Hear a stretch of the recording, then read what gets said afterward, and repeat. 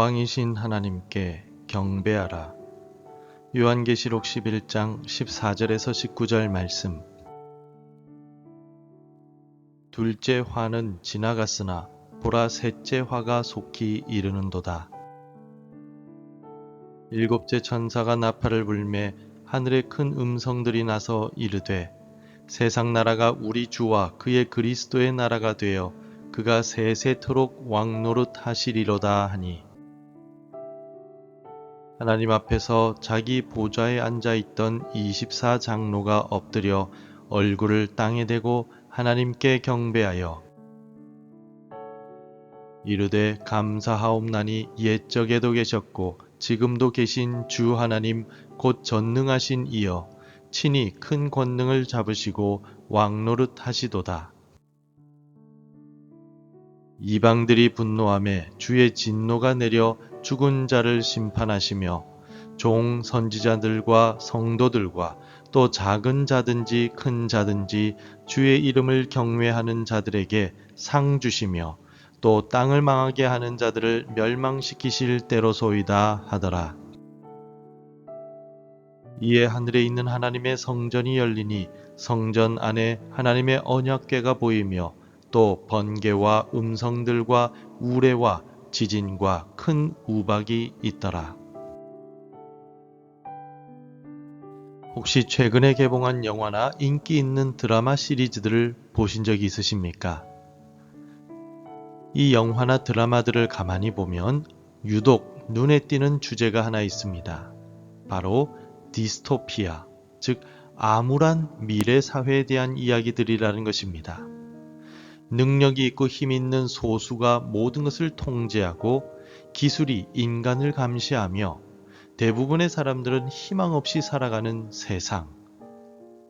그런데 왜 우리는 이런 어두운 이야기에 끌리게 되는 것일까요? 아마도 우리 마음 깊은 곳에 자리한 불안감 때문일 것입니다. 우리는 뉴스를 통해서 매일같이 무너지는 신뢰의 소식들을 듣고 있습니다.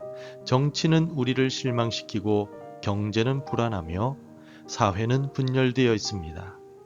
우리는 마음속으로 정의롭고 지혜로운 통치자, 우리를 안전하게 지켜줄 견고한 나라를 갈망합니다.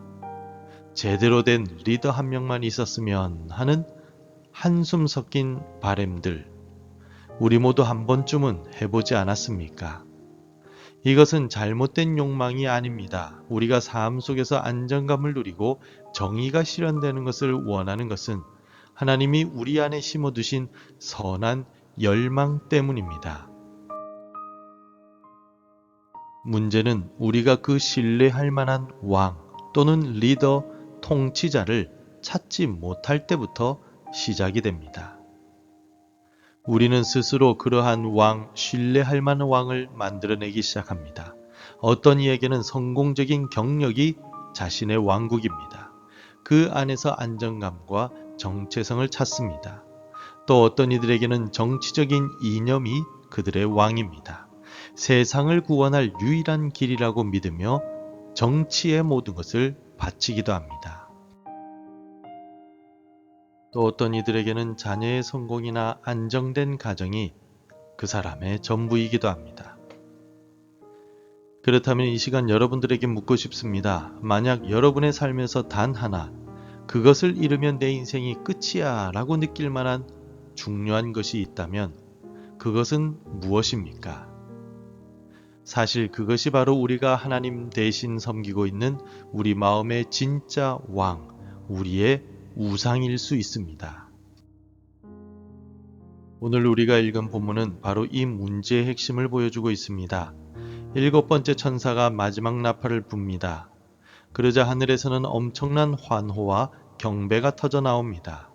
15절을 보시겠습니까?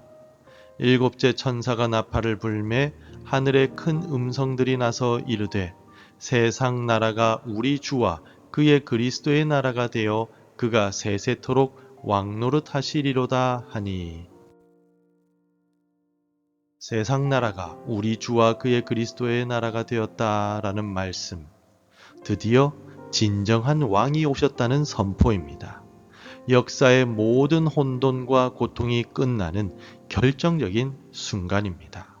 하늘의 장로들은 얼굴을 땅에 대고 엎드려 경배하며 외칩니다. 전능하신 주 하나님, 친히 큰 권능을 잡으시고 왕노릇 하시니 감사합니다. 라고 말입니다. 그런데 바로 그 순간 땅에서는 정반대의 반응이 일어나고 있습니다. 18절을 보시겠습니까? 이방들이 분노하며 주의 진노가 내려 죽은 자를 심판하시며 종 선지자들과 성도들과 또 작은 자든지 큰 자든지 주의 이름을 경외하는 자들에게 상 주시며 또 땅을 망하게 하는 자들을 멸망시키실 때로소이다 하더라.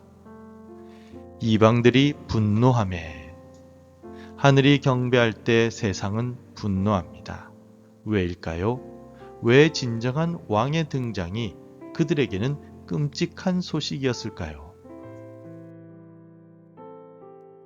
그들은 자신들이 세운 거짓 왕국, 자신들의 힘으로 쌓아 올린 바벨탑이 전능하신 왕으로부터 무너지는 것을 보았기 때문입니다.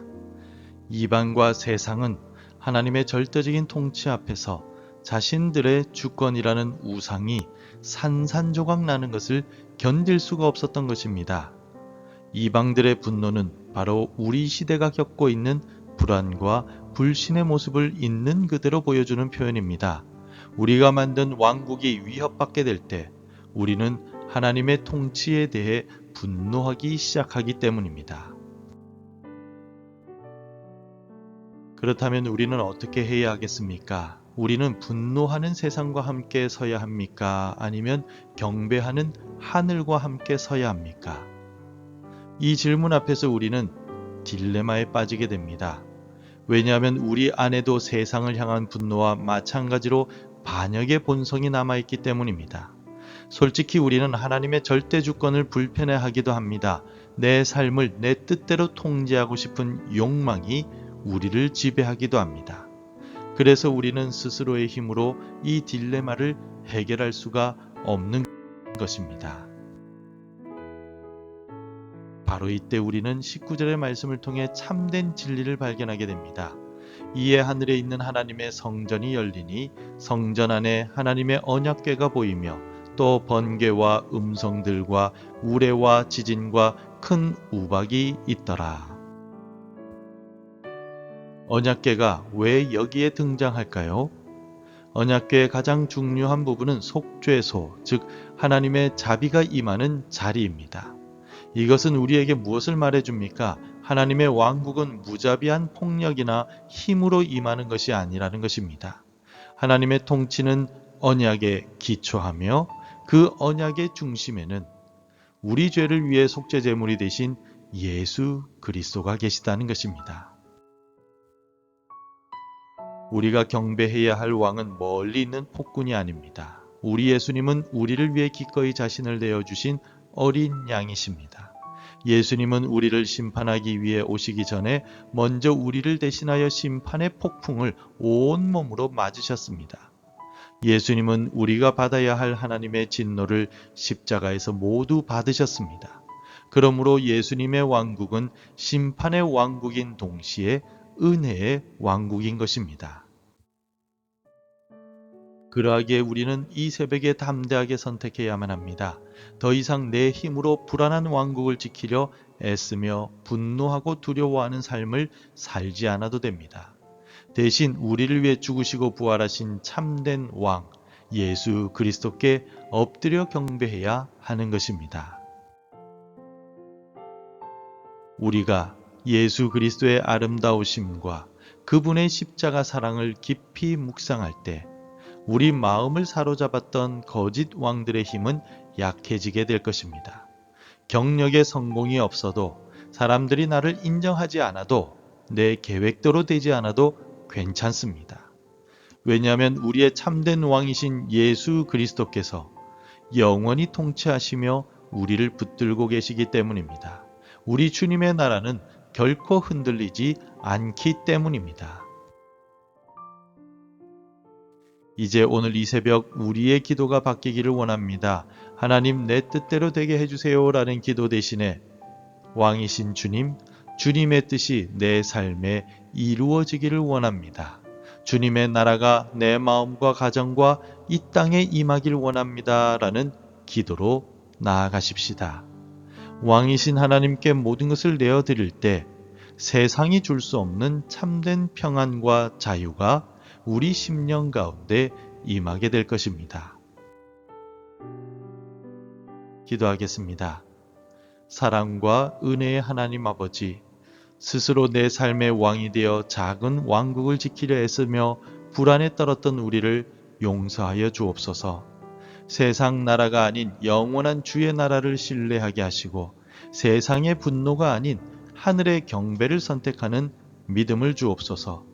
날마다 왕이신 주님께 모든 것을 맡기며 참된 평안을 누리게 하옵소서. 예수님의 이름으로 기도드립니다. 아멘. 계속해서 함께 기도해 주시기 바랍니다. 세상 나라가 아닌 주님의 나라를 온전히 신뢰하게 하소서. 분노가 아닌 어린 양 예수님을 경배하며 오늘을 살아가게 하소서. 왕이신 주님께 모든 것을 맡겨 참 평안을 누리게 하소서. 매일 하나님의 말씀으로 하루를 시작하는 은혜를 주옵소서. 오늘도 말씀대로 살아가며 열매 맺는 하루가 되시기를 축복합니다.